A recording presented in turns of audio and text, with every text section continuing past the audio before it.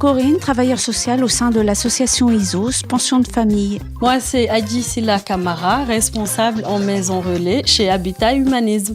Mélanie, je suis responsable d'une pension de famille aux Andelys pour Habitat et Humanisme. Alors, Mélanie, c'est quoi une pension de famille ? Alors, une pension de famille, c'est un habitat collectif composé de logements individuels autonomes, mais aussi d'espaces communs qui favorisent le lien social et la convivialité. La particularité de la pension de famille est qu'il n'y a pas de limitation de durée, c'est-à-dire que le locataire peut rester autant qu'il le souhaite, sous réserve de respect du règlement intérieur. Corinne, quel est le type de public accueilli ? Alors, le public accueilli, ce sont des personnes isolées ou en couple qui ont eu un parcours chaotique au niveau du logement et en fait qu'ils recherchent à recréer le lien social. Est-ce que tu peux nous parler, Mélanie, du nombre de places que vous avez chez Habitat Humanisme en pension de famille ? Alors, chez Habitat et Humanisme, on a 2 pensions de famille. Alors, une première qui se situe à Vernon, qui accueille 18 personnes. Et aux Andelys, nous avons 10 places, donc 10 personnes seules. D'accord. Et chez ISOS ? Et chez ISOS, donc, nous avons 4 pensions de famille, dont une à caractère parentalité, qui est sur Gisors, où il y a 3 appartements. Sinon, nous avons Bernay, où il y a 12 appartements, Cerquigny, 24 et Verneuil, 18. Et est-ce que vous travaillez avec des partenaires ?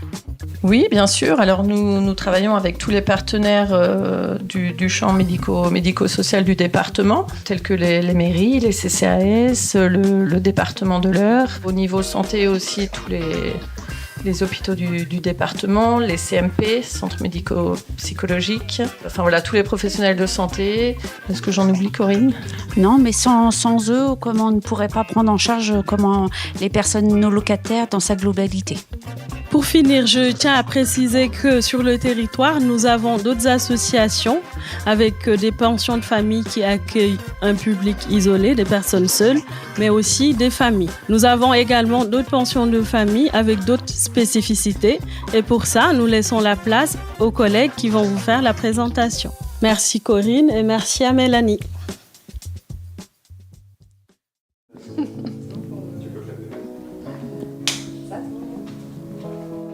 Bonjour chers collègues, donc moi je m'appelle Cynthia, je suis la référente de la résidence d'accueil de l'association La Ronce qui se situe dans l'agglomération d'Évreux, dans le quartier de la Madeleine. Bonjour, je m'appelle Camille, je travaille à la résidence accueil comme vous, à l'Armée du Salut à Louviers. Alors bonjour, moi je m'appelle Samantha et du coup je suis à la résidence accueil de Netreville à Évreux pour l'association L'Abri. Qu'est-ce que c'est qu'une résidence accueil ? Alors, une résidence accueil propose des logements autonomes.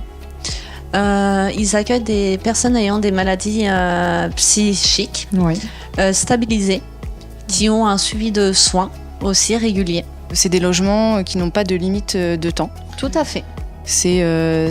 La résidence accueil, c'est vivre ensemble, c'est partager des moments, c'est éviter l'isolement. Voilà, c'est ça la résidence accueil. En semi-collectif. Oui. Est-ce que vous pouvez nous expliquer le mode d'habitat que nous proposons ? Oui. Alors, nous proposons 25 logements meublés, comme à Louviers. Tout à fait. D'environ 25 mètres carrés, à peu près. Oui, à peu près, oui. Voilà.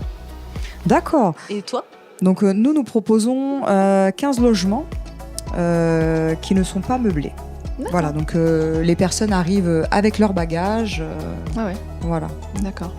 Chers collègues, nous travaillons avec différents partenaires. Est-ce que vous pouvez évoquer avec qui nous travaillons au quotidien ? Donc, tout à fait, on travaille avec le CMP. D'accord. On travaille avec les aides à domicile aussi, parce qu'on échange aussi avec les différents partenaires aides à domicile. SAVS, SAMSA. Les infirmiers libéraux. Tout à fait. Pour les si besoin. Si besoin, voilà, pour les traitements. D'accord. Et puis également la réhab, donc SAVS, SAMSA, ce que tu disais Camille. Donc ce sont des accompagnements qui sont en lien avec l'éducatif et le soin. Oui. Voilà. D'accord. Oui. Suivant les besoins, oui.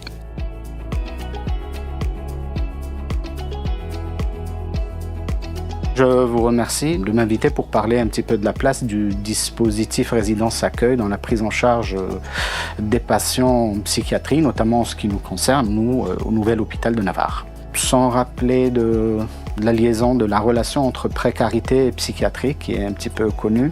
Donc très souvent, les patients en psychiatrie se retrouvent sans logement. Ce dispositif-là, il permet d'apporter à ces résidents-là beaucoup plus que le logement. Il permet d'être soutenu et d'être avec d'autres résidents.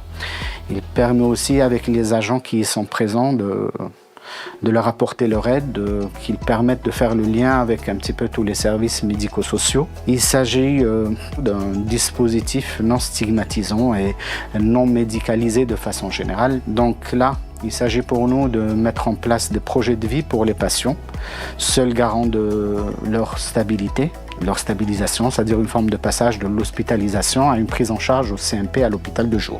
Donc nous sommes impliqués dans l'admission des patients au niveau de ces résidences accueil. Donc on essaye de trouver le bon profil, c'est selon les besoins des patients, mais aussi selon leur autonomie, leur capacité à eux. Ces résidences accueil nous permettent aussi d'avoir un retour sur l'adaptation des patients. Ces résidences accueil, ils permettent aux soignants qui sont impliqués dans la prise en charge à l'extérieur, comme les visites à domicile et les IDE, même libéraux, permettent justement d'avoir une prise en charge un petit peu globale et bien articulée autour justement des résidents, de ces patients pour nous qui sont en résidence accueil. Quel est le fonctionnement d'une résidence d'accueil? Est-ce que vous êtes présent une fois la semaine? Alors, à la résidence accueil, on est présent tous les jours de la semaine. Après, on propose des réunions pour les résidents. Donc, c'est des réunions mensuelles dans lesquelles on va discuter de divers points, en fonction de ce qu'ils ont envie de dire. Et puis aussi, nous, si on a des choses à dire, des choses qui vont pas, des choses qui vont, voilà. Il y a aussi des activités qui sont proposées par nous et par eux et qu'après on va mettre en place dans la semaine. Donc ça peut être des repas, donc on a des repas mensuels. On va faire des courses ensemble, on s'organise en fonction des résidents qu'ils souhaitent. Donc effectivement, la résidence accueil, le premier objectif, c'est les résidents qui sont mis au cœur des projets, du quotidien. Ils sont là pour exprimer, comme en réunion, s'exprimer et puis pour les activités, leurs différents désirs et besoins. Oui, c'est ça. Et on travaille aussi auprès des différents partenaires aussi pour répondre à leurs différents besoins. Voilà, on est là pour les orienter. Tout à fait.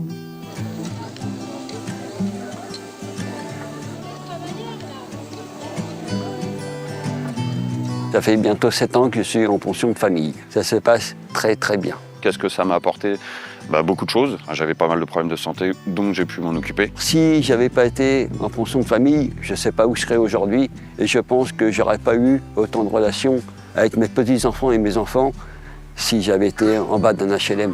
Je remercie tous les gens qui travaillent pour Habitat Humanisme et pour tous les bénévoles, parce que je vous dis, c'est grâce à des gens comme ça que on est ici en fait, quoi. Sinon, je serais peut-être encore dans ma voiture, dans la rue. Depuis que je me suis retrouvé à la résidence, j'ai commencé à avoir confiance en moi. La maison relais me coupe de la solitude. Si j'étais seule chez moi, ça irait pas. Je serais toute seule et ça n'irait pas. J'ai besoin de compagnie, d'avoir toujours du monde autour de moi. Avoir des contacts, c'était difficile. Avec les moniteurs et tout ça, ils m'ont encouragé, ils m'ont appris avec les activités. Ça m'a permis aujourd'hui d'être vraiment au top. Avec l'équipe de la pension de famille, ça se passe très très bien. J'ai de très bons rapports avec eux. Je suis en pension de famille depuis 6 mois à la Cérésia. Avec l'équipe, c'est 2 femmes qui sont très compréhensibles et surtout qui prennent soin de nous accompagner vraiment au quotidien. C'est quelque chose qui est très confortable. On a des activités à peu près tous les jours, on a plein de choses différentes. En général, du lundi au vendredi, on a toujours quelque chose à faire. On a des sorties, on va au cinéma, on va au bowling, on a des séances de thérapie aussi entre nous. À la résidence accueil, on fait des activités repas pour un peu tout le monde, pour être à l'aise, pour préparer des repas plus tard pour chez nous, tout. Vu que j'étais à la rue, du coup, là, je suis venu à la résidence accueil. Je suis arrivé à la remettre du salut. Je connaissais personne là-bas, du coup, j'ai fait connaissance. Ça va faire presque 1 an que je suis arrivée à la résidence d'accueil. C'est la première fois que je tombe dans un endroit où on se sent écouté, où peu importe les problèmes de chacun, on se fait pas juger. Depuis un moment, je me sens vraiment bien. Enfin, c'est comme une famille en fait. On s'entend tous bien, enfin, c'est de la bienveillance. Du coup, je fais des activités, on mange ensemble, on s'entend bien, on boit un café, et puis voilà. Avec les équipes, ça se passe super bien, on s'entend bien, on parle. Des fois, j'ai du mal à leur dire, mais je parle quand même et tout, et puis voilà.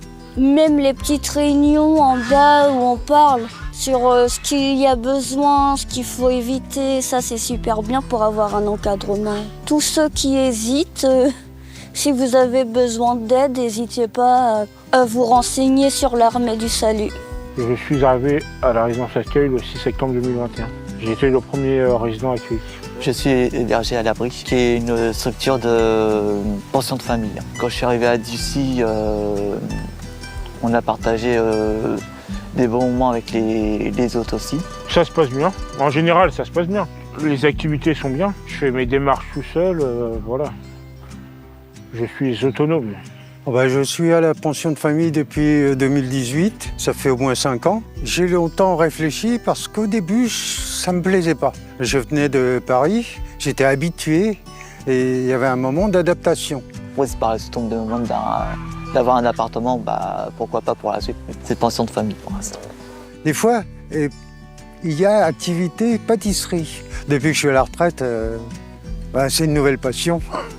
Pour des personnes tranquilles, qui aiment bien avoir la paix, c'est pas mal, c'est pas mal.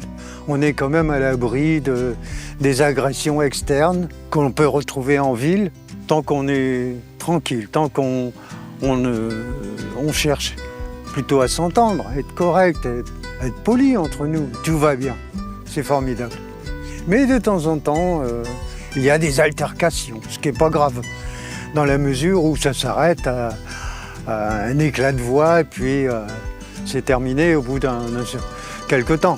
Le meilleur moment jusqu'à présent, c'était la sortie bateau. On a fait 4 km en mer, c'était super bien. Dites-moi, du coup, on fait comment pour être orienté en résidence accueil et puis en pension de famille? Le SIAO est au cœur du dispositif hébergement logement Eurois. Nous sommes la clé de voûte du service public de la rue au logement et à ce titre, nous disposons d'une offre de services de très grande qualité avec les différentes pensions de famille et résidences accueil du département. Offre de services portée par nos collègues associatifs qui nous permettent d'accueillir les personnes concernées sur du logement accompagné.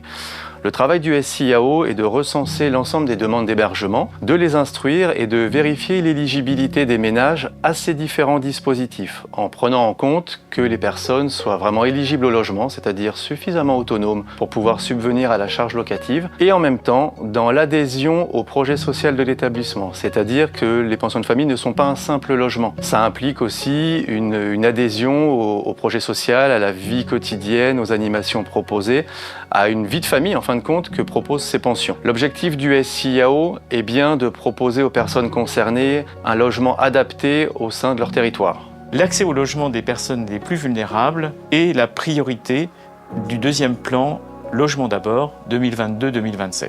Les pensions de famille et les résidences accueil s'inscrivent dans le cadre de ce dispositif. L'État et la direction départementale de l'emploi du travail et solidarité pilotent l'accompagnement, le développement d'une offre de logement de type résidence accueil ou pension de famille. Notre objectif est de mailler au mieux l'ensemble du territoire afin de développer ce type de structure au plus près du bassin de vie des personnes concernées. L'État soutient ce dispositif en apportant des financements afin de garantir une animation au sein de ces structures, une animation et des activités qui permettent de rompre l'isolement des personnes concernées et aussi en finançant l'investissement des constructions, des réhabilitations des bâtiments qui sont destinés à accueillir ce type de structure. Nous comptons dans notre département 274 places au sein de 10 pensions de famille et 3 résidences accueil. Grâce à la qualité de nos partenariats, nous souhaitons poursuivre ce développement et dans ce cadre, si vous avez un projet, responsables, élus du territoire, je vous invite à prendre contact avec la direction départementale de l'emploi, du travail, des solidarités du département de l'Eure.